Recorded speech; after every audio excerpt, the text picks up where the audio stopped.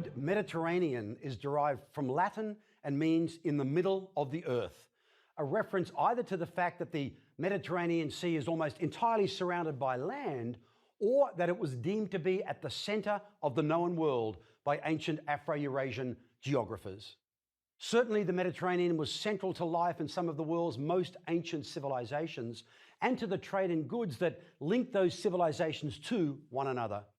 But 5.5 million years ago, the Mediterranean basin was an almost completely dry expanse of land lying at elevations of between 1 to 2 miles below sea level. The basin had been formed by the collision between the African and Eurasian plates in the early Jurassic period, and it was completely sealed off from the Atlantic Ocean by a ridge of high mountains that connected Spain and Morocco, ancient mountains that essentially joined Europe with Africa. Then, around 5.3 million years ago, a tectonic subsidence in the seafloor caused the mountain range to collapse, and water from the Atlantic began to pour through the breach. It quickly became a catastrophic flood, discharging 100 million cubic meters of Atlantic water per second down the slopes into the low-lying Mediterranean basin at speeds of about 100 kilometers per hour, leaving scars on the seabed that are still visible today. This Zanclean flood, as it is known to geologists, tore open a great gash in the earth that became the Straits of Gibraltar, and in less than 2 years it created the Mediterranean Sea, which today contains about 4 million cubic kilometers of water. So the Mediterranean was no longer landlocked. It was and is connected by the narrow Straits of Gibraltar to the Atlantic Ocean in the west, and by the even narrower Hellespont and Dardanelles waterways to the Black Sea in the east. The coastline of this sea in the middle of the earth is almost 29,000 miles long, and it is upon this extensive littoral that a range of human communities found themselves at various times incorporated into extensive agrarian civilizations, but at other times enjoying their independence. In this lecture, we explore 4 such smaller cultures of the ancient Mediterranean, whose influence on subsequent history has been surprisingly profound given their relative lack of political power. None of them was a military match for the great imperial civilizations we've been discussing, the Egyptians or the Hittites, for example. But each of them was destined to leave their mark on the Mediterranean and indeed the wider world for different reasons. And none of them, it can safely be said, would have existed or developed as they did had it not been for the chance creation of the Mediterranean itself. Let's pick up the story around the year 1200 before the Common Era, when both the Hittite kingdom in Mesopotamia and the new kingdom in Egypt had entered a period of decline, allowing for smaller groups to assert their independence. Significant amongst these were the Semitic-speaking Phoenicians, descendants of Canaanite peoples that had dwelt along the shores of the eastern Mediterranean for centuries. Their ancestors probably migrated out of the Arabian Peninsula to the coast around 3000 BCE. Once resettled, they organized themselves into a confederation of independent city-states along the coast of modern Lebanon, Syria, and Israel. Many of their settlements have persisted to the present day, including Tyre, Sidon, and Beirut, and these larger cities had considerable influence over smaller settlements, particularly Tyre, which by the 10th century BCE dominated much of southern Phoenicia. The Phoenicians were always more interested in trade than empire building, however, so that even the largest Phoenician city-states often found themselves political subjects of larger regional powers. Yet despite not ever being particularly numerous or powerful, Phoenician influence on the Mediterranean basin was strong because of their well-developed trade networks and their supreme skill as shipbuilders and mariners. Phoenicians also traded overland with Mesopotamia, and they provided much of the cedar, furnishings, and decorative items for the Israelites' temple in Jerusalem. But it is as superb maritime traders that the Phoenicians earned their reputation, specializing in the export of high-quality metal goods, of pottery, glass, art, and richly dyed textiles. To facilitate trade, the Phoenicians established a series of commercial colonies and mines in Spain and North Africa. One colony in what is today Tunisia grew into the capital of a major power that would challenge Rome for control of the entire Mediterranean basin, the city of Carthage. The Phoenicians were renowned for their brilliant red and purple dyes, which were exported all over the Mediterranean. The magnificent violet-purple Tyrian dye came from the murex sea snail, once common in the Eastern Mediterranean, but now largely extinct. The murex is a carnivorous mollusk that first appears in the fossil record around 125 million years ago before expanding all over the world. The Phoenicians realized that by extracting the mucus from the glands of two particular murex species, they could manufacture a rich purple dye that quickly found use in ceremonial robes for high-ranking officials. Indeed, purple came to be the color of the imperial classes of Rome, of Egypt, and Persia, and remained a royal color through the medieval period and even in Elizabethan England. Another extraordinary fact about the murex is that no less a scientist than the ancient Greek Aristotle used the term murex when describing this species in the 4th century BCE, which makes it one of the oldest classification names still in use in the scientific community today. As successful as they were as traders, the Phoenicians had an even greater influence on subsequent world history because of the alphabetic writing system they devised. Adapting Egyptian hieroglyphs through a series of experiments, Phoenician scribes eventually devised an alphabetic system consisting of 22 letters, each one a consonant. Consider what a remarkable example of intercivilizational collective learning that is. Now, having to learn just 22 letters and build words from them was obviously considerably easier than memorizing hundreds of cuneiform symbols of the kind used by the Sumerians, and it was also much more flexible than putting together the symbols the Egyptians had devised through their hieroglyphic system. The Phoenician alphabet was also more intuitive in that it was phonetic. The fact that each symbol represented a specific sound added to the popularity of the alphabet as it spread across the region with Phoenician traders.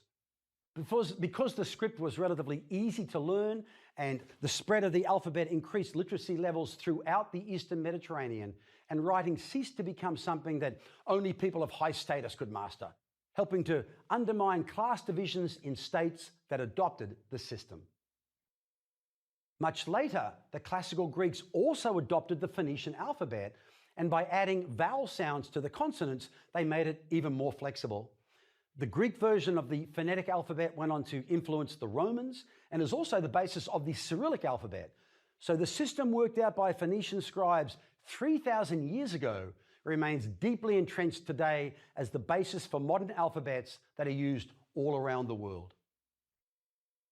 Before we leave the Phoenicians, it's worth considering a broader historical development to which they contributed, one that continued into the early modern era, namely the dynamism of small commercial states. The Phoenicians established a series of purely commercial city-states that was similar in nature to the subsequent ancient Greek polis, and also much later to the great trading cities of the Indian Ocean, even the Italian city-states of the early modern era.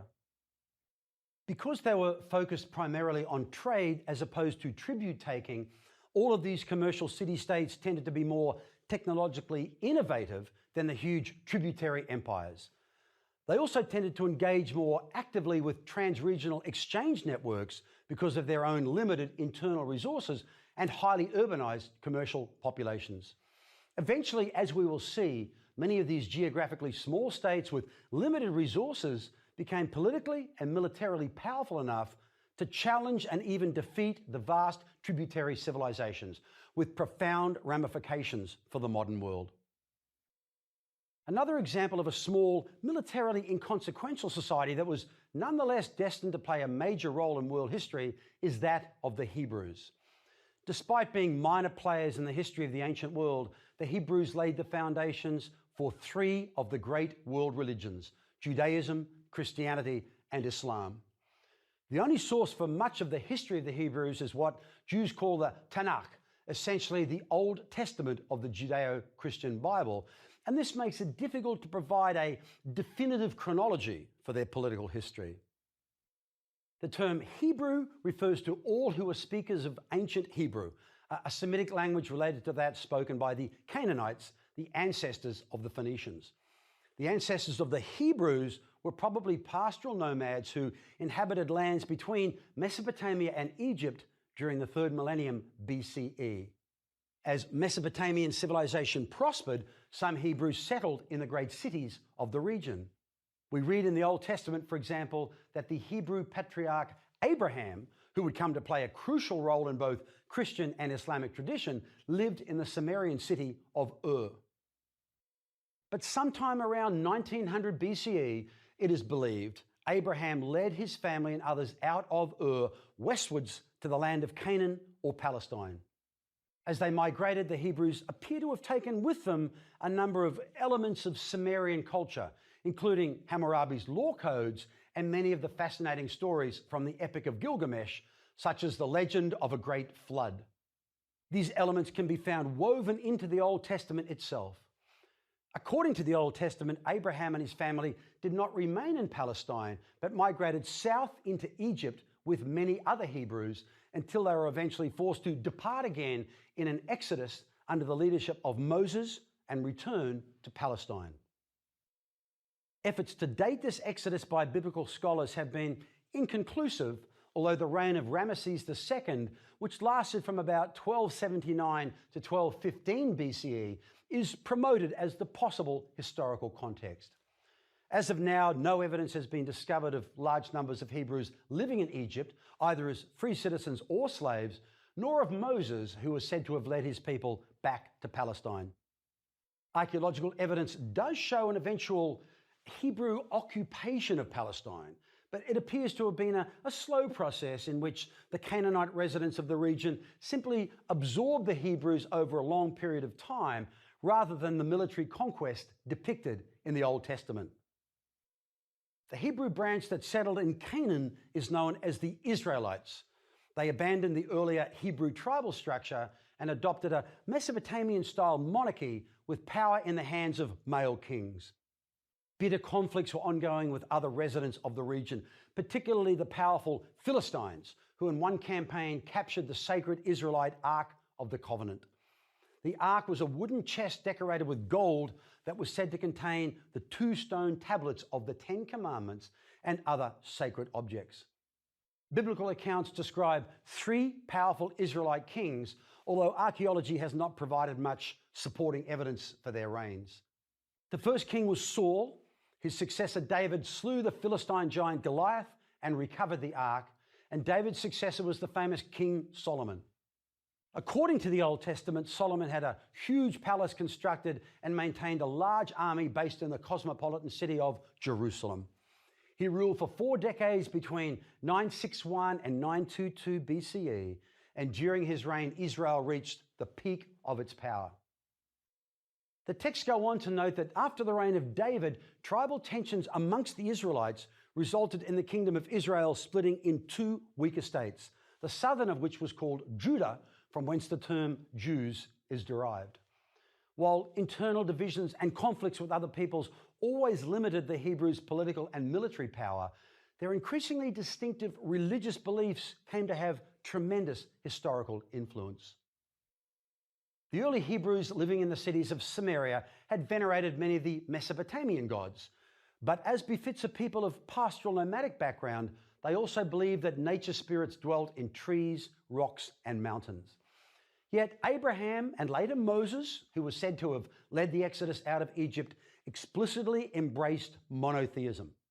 They believed there was only one God called Yahweh, who was a supremely powerful deity and the creator of the world.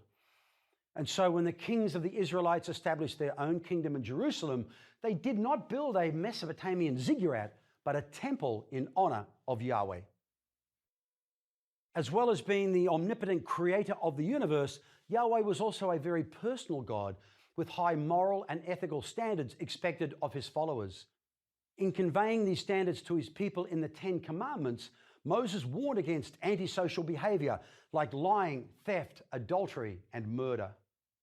After Moses' death, this original set of commandments evolved into a detailed and elaborate law code that provided protection for widows, orphans, slaves, and the poor. Between roughly 1000 and 400 BCE, the Israelite religious leaders compiled a set of holy scriptures known as the Torah, or the teachings, which laid out Yahweh's laws and role in the affairs of mankind, as well as an account of the history of their people. The Torah taught that Yahweh would punish not only individuals, but indeed entire communities if they did not obey his laws. In 722 BCE, Assyrian forces conquered the northern kingdom of Israel, capturing 27,290 Israelite slaves and deporting them to other regions within the Assyrian Empire. Since their arrival on the scene around 1300 BCE, the Assyrians had used their powerful and intimidating army to extend their authority throughout Mesopotamia until by 670 they were masters of much of Western Asia. But Assyrian domination was extremely unpopular, and rulers were continuously faced with rebellions by subjects in various parts of an empire that was simply too large for them to administer effectively. Assyrian power began to wane in the 7th century BCE, and by 612, the Assyrian capital of Nineveh had been destroyed by new powers in the region. A second calamitous scattering of Israelites occurred soon after these events, when in 586 BCE, the southern kingdom of Judah was captured by the powerful king of the Babylonian Empire, Nebuchadnezzar, who also sent thousands of Jewish captives into exile. But the Babylonians were destined to be superseded by the Persians, and the founder of the Persian Empire, King Cyrus, allowed some Jewish captives to return home, although most of the Jews remained dispersed all over Western Asia and the Mediterranean basin. This dispersion, a product of the invasion of Palestine by two powerful imperial armies, has been referred to ever since as the diaspora, the Greek word for scattering. In conjunction with these disasters, a series of prophets emerged who criticized the corruption of Israelite society and the people's declining commitment to the important principles of its faith. They warned that unless the Israelites changed their ways, Yahweh would punish them by sending conquerors, and the Assyrian and Babylonian conquests were held up as proof that these warnings were to be heeded. Those exiles who decided to return home after being liberated by Cyrus organized themselves into several small Jewish states, which now functioned as enclaves within the great empires that came to dominate Southwest Asia from the 6th century BCE onwards. Yet even in the midst of the Persian, Hellenistic, and Roman empires, these small Jewish states were able to maintain their distinctive religious and cultural identity based on their perceived special relationship with Yahweh and the teachings of the Torah. And that was how their beliefs survived to have such a substantial influence on the world, both in themselves and through Christianity and Islam. It's an early example of the power of human ideas and beliefs, which can pass from one civilization to another, far outlasting the lives of individuals and the lifespan of any political or military power. To the west of Israel, on the islands and mainland of the Aegean Sea, another group of mariners were carving out their own cultural space in the region, even before Abraham is thought to have led his family out of Mesopotamia.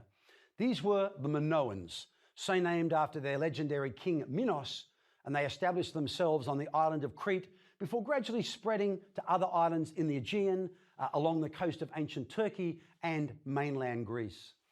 Minoan culture was influenced by trade with Egypt and West Asia, facilitated by the central location of Crete. For 750 years, between 2200 and 1450, Crete was a major center of Mediterranean commerce. Minoan merchants used advanced sailing craft of Phoenician design to become actively engaged in long-range trade all across the Mediterranean.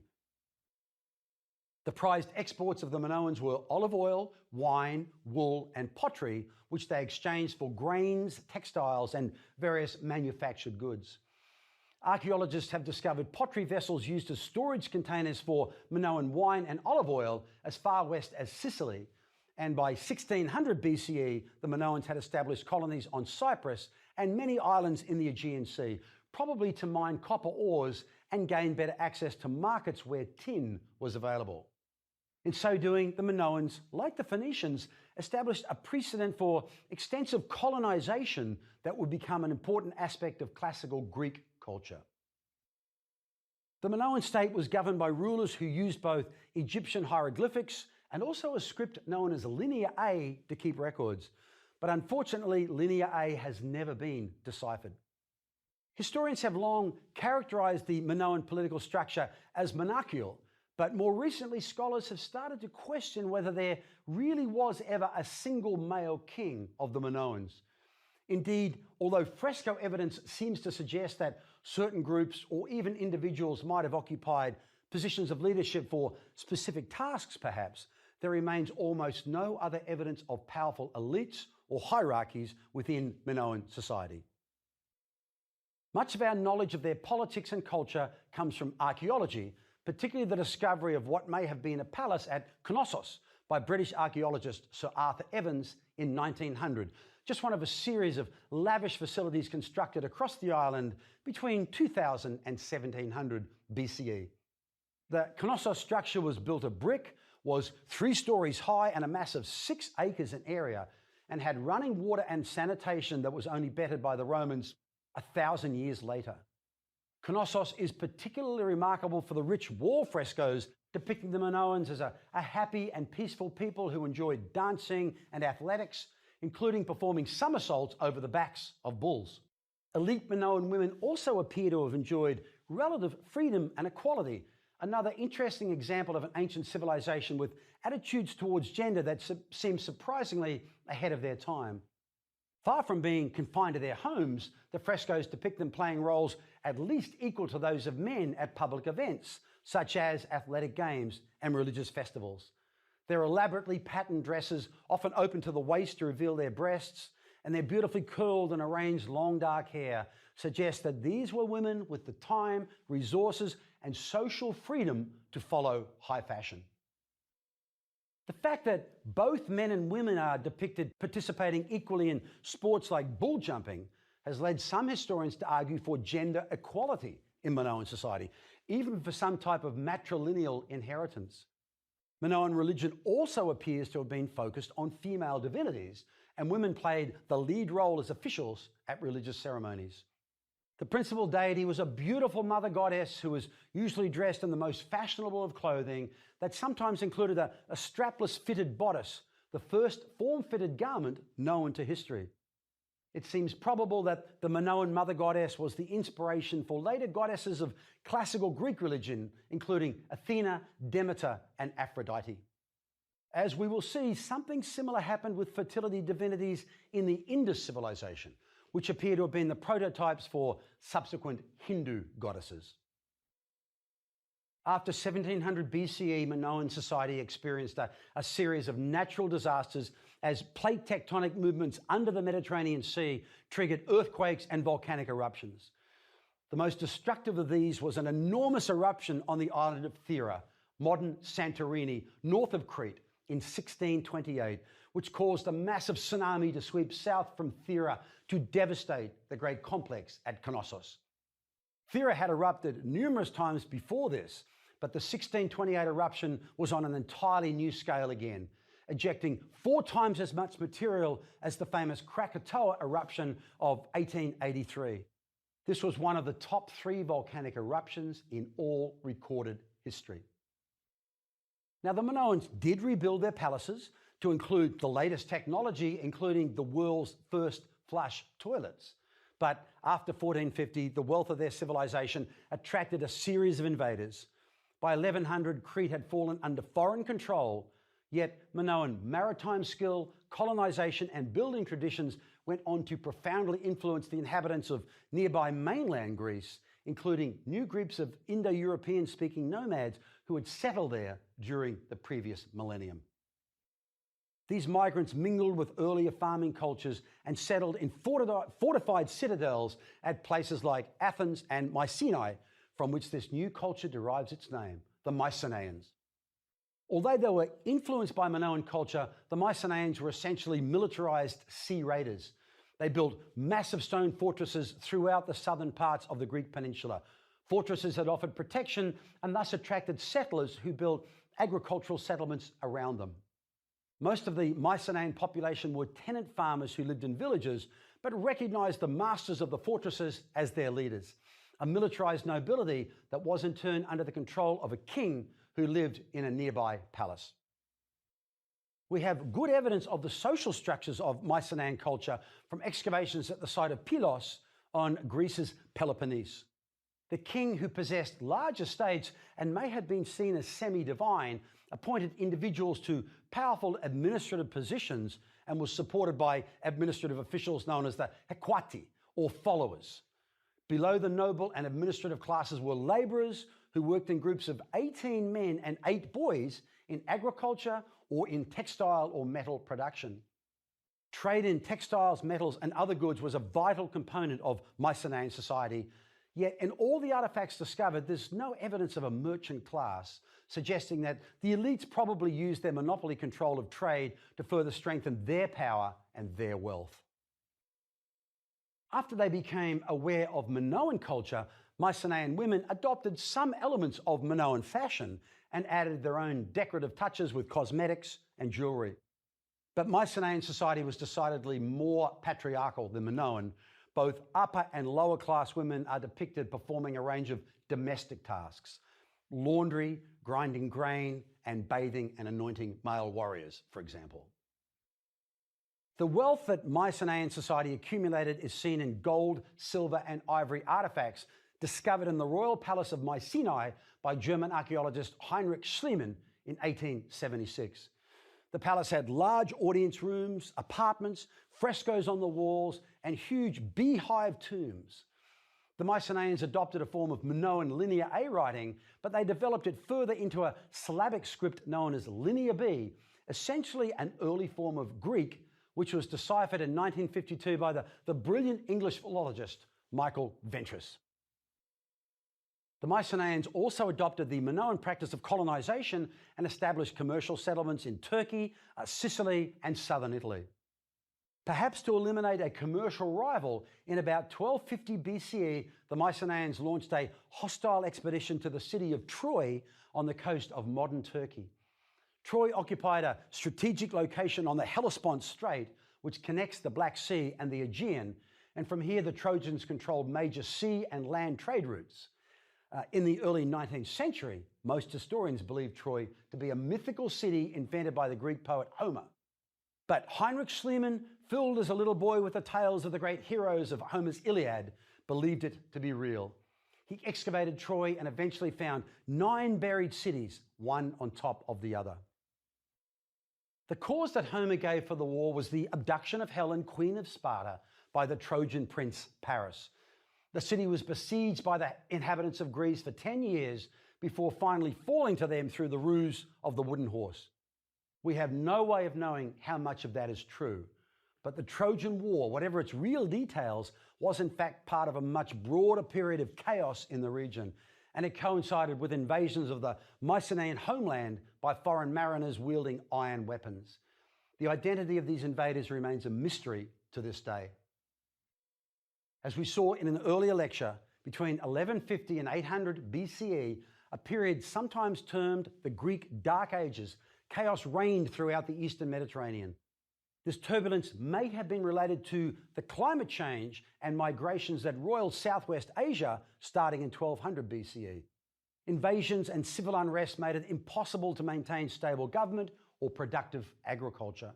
Mycenaean palaces fell into ruin and population declined sharply as settlements were abandoned, and both Linear A and B writing disappeared.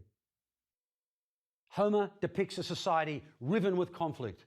The king's role was now that of a war leader who maintained his status by being first among equals in military prowess. Society was dominated by an elite military class, although the commoners may have enjoyed some rights through a common assembly. Tensions between nobles and commoners were destined to dominate the next several centuries as the prevailing social structure was constantly called into question. But in the wake of social conflict and military chaos, new civilization eventually emerged in the Eastern Mediterranean, Hellenic civilization, so named for a mythological king who was said to be descended from the gods and to be the ancestor of all Greeks. Greece has been known as Hellas since ancient times, and its innovations in philosophy, the sciences, the arts, and government continue to exert a powerful influence on the world today. But we need to remember that many of those innovations were grounded in the achievements of the Phoenicians, the Hebrews, the Minoans, and the Mycenaeans, small but immensely influential players in history.